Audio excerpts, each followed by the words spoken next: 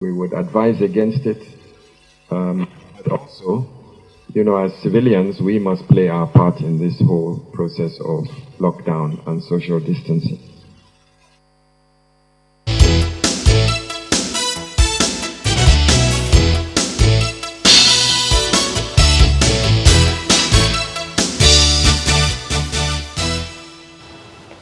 Just before the presidential address, the Lagos State government had recommended that some people in the employment of the government should work from home.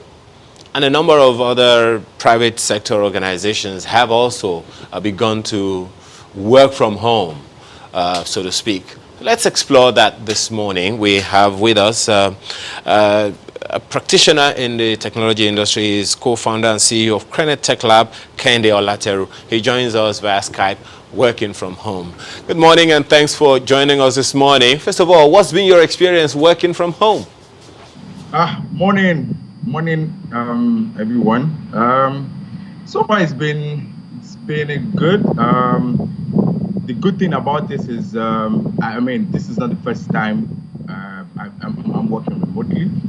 The space I work in, technology, allows me to be very flexible in terms of work. So even right before the official announcement was made, our team, everyone in the organization already activated 100% remote working. And with the use of digital tools, technology tools, we've been effective so far. In fact, what we have realized is that our productivity as an organization and project delivery has doubled, because basically what has happened is time it takes to commute from our respective homes to the company and back to work has reduced drastically, and it has allowed us to be more productive at that various means, basically. To it, Mr. Olateru, but not everyone is. A number of people are probably very, very uncomfortable with the idea of working from home. As a matter of fact, working from home for some people is a major distraction. So what would you say to such people at this time? What kind of challenges do you think such people could be having who are not used to working from home or working virtually, so to speak? I mean, I understand that. I understand that a lot of people would have challenges, especially with the peculiar situations that we find ourselves in Nigeria as regards power, as regards internet connectivity. So what we usually recommend is try and have a space in your house where you work from that you can simulate to say, oh, this is my office. So you wake up, normal time you're supposed to wake up, dress up like you're dressing up for work. I mean, as you can see me, this is how I dress up to work every morning. So I wake up in the morning, do everything I'm supposed to do, put on my shirt, put on my suit, put on my tie. I have a secluded area from my house where it's sort of like my office. So it helps. Then always, before you start your day, always have like a to-do list. And also be realistic that you're no longer at work, so you're working from home. So you'll be flexible in terms of, okay, between so time to so time, I'm going to do a bit of work. Between so time to time, I'm going to do a bit of stretching, running around. Especially for people that have families, you need to be able to communicate effectively to your family members, your loved ones, your children, to let them understand why you are doing this, and also communicate effectively with them that you will need them to give you permission to be away, quote and unquote, from home. Even if you are. Quick one, Mr. Olateru. Factor in the challenges of quality of service. The challenge of course, you also know there's a lot of hacking, so to speak, that people have been encountering as far as via WhatsApp and all of those things. Factor all of that in, especially the quality of service of internet service provision in Nigeria, and factor in how it could be easier for you, but for those who are not used to it, factor that in. So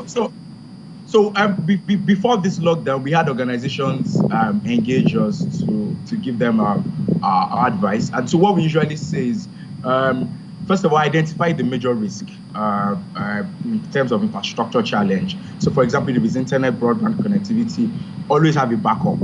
and you agree with me, even when GSM started kicking in Nigeria, we began to, I mean, you will notice that people started having multiple lines and multiple SIMs. So it's also the same thing we advise some of our organizations, especially for if they want to go 100% remote, and even for their staff to say, look, have a backup, don't just rely on one internet service provider, because at the end of the day, we still have a bit of challenges in terms of internet infrastructure.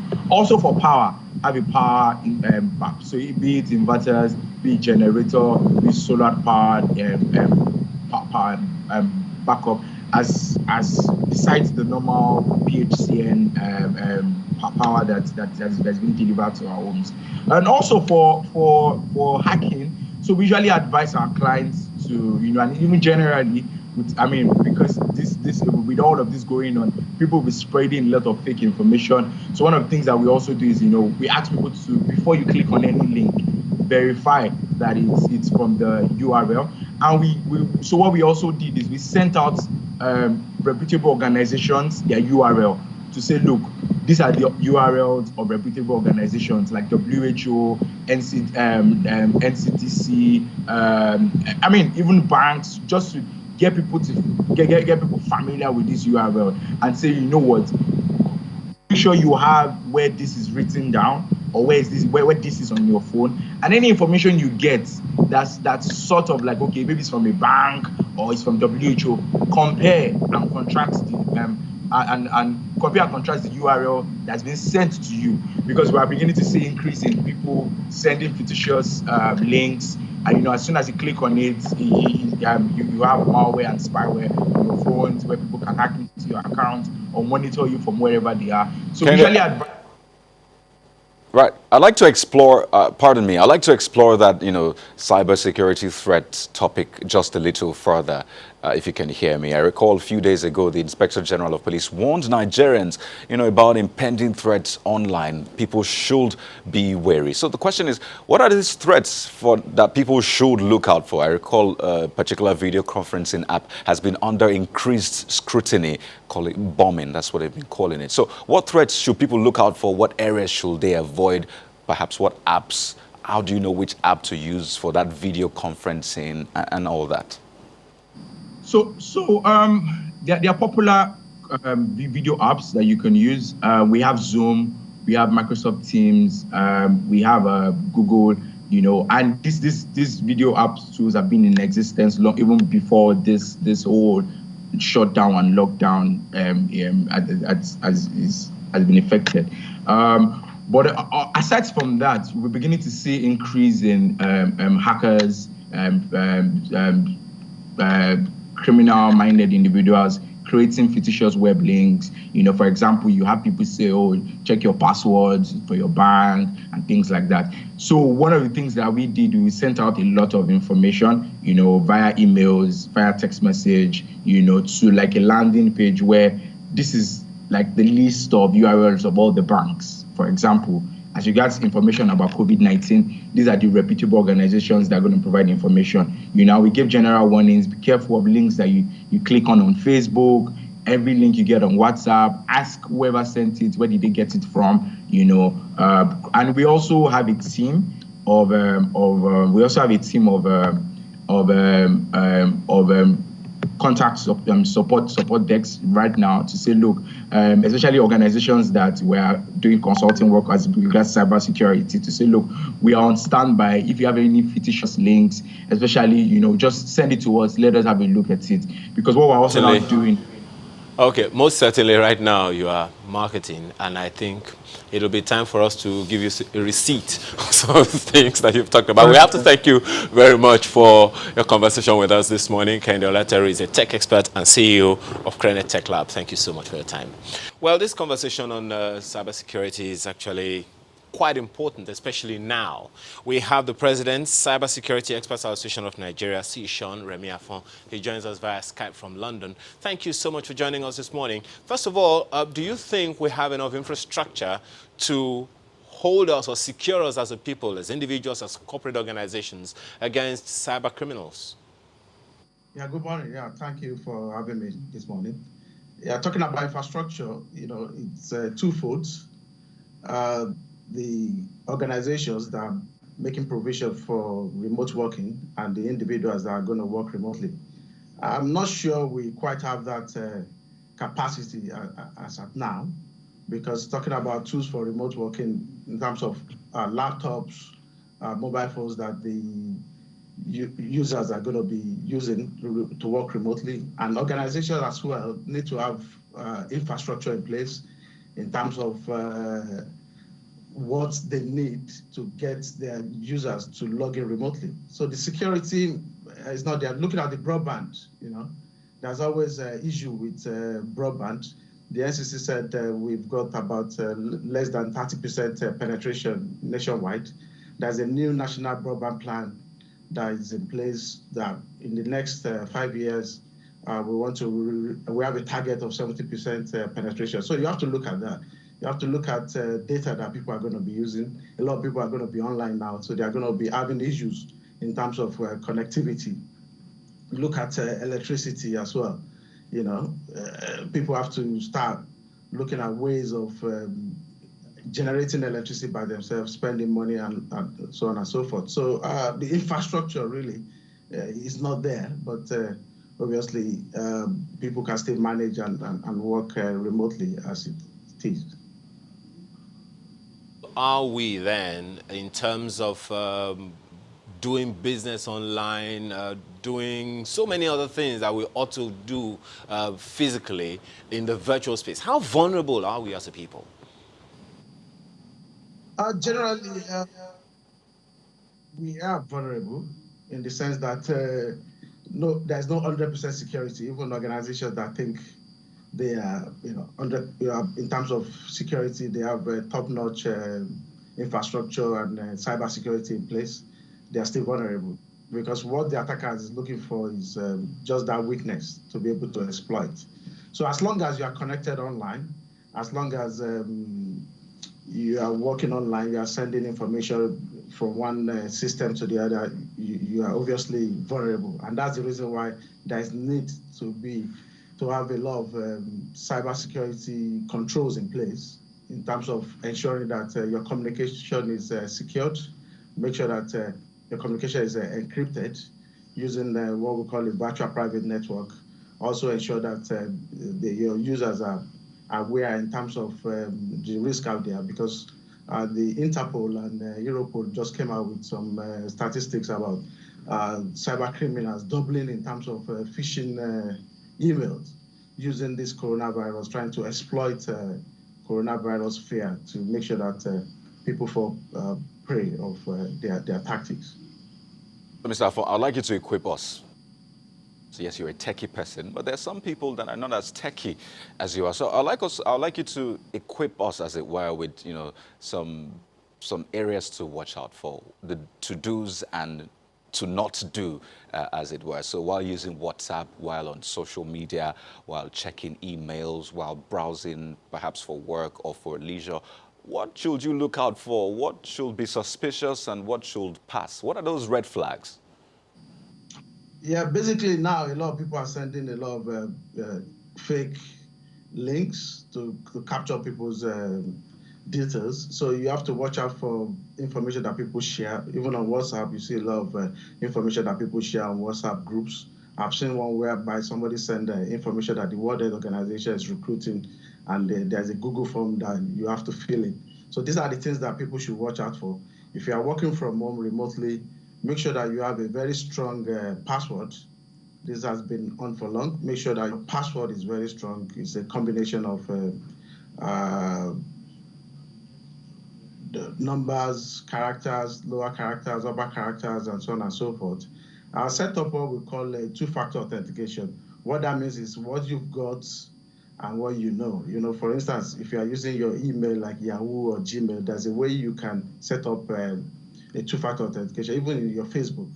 Ensure that you set that one up so that when somebody logs in from a different system that is not your normal system, it's going to prompt you and send a text message to you for you to verify and confirm.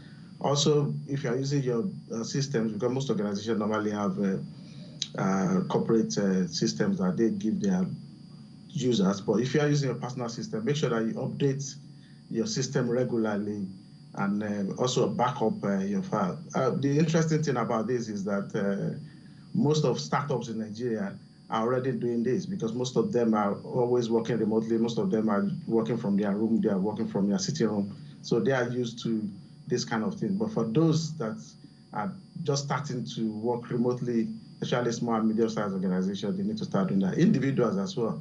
You have to watch out because a lot of people will be busy on social media now.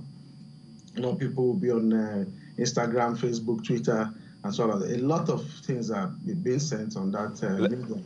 Let me quickly sneak this in.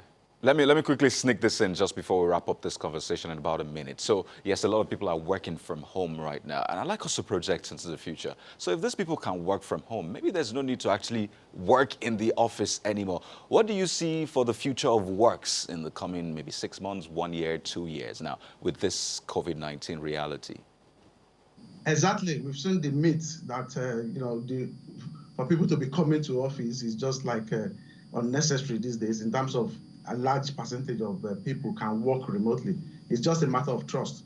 So now, now that we are practicing it, as time goes on, that's going to be the model. That's going to be the new way of working. In the next 6 months, 1 year, you discover that a lot of people will be working remotely. And that is going to even help the issue of traffic in Nigeria, especially in Lagos, where it's always congested. If you are living in Ikeja, you are going to VI, you know what it takes. People have to wake up very early to go. You are wasting productive time. So when you work remotely, obviously, you'll be able to save a lot of time and be more productive. I think that is where we are going to. And the infrastructure should be, the government should try as much as possible to make the infrastructure available, because you can see that the oil prices is going down now. So we are moving towards technology, digital innovations, and this is where the money is in the future. Nigeria can even export that based on the kind of talent that we've got in the country.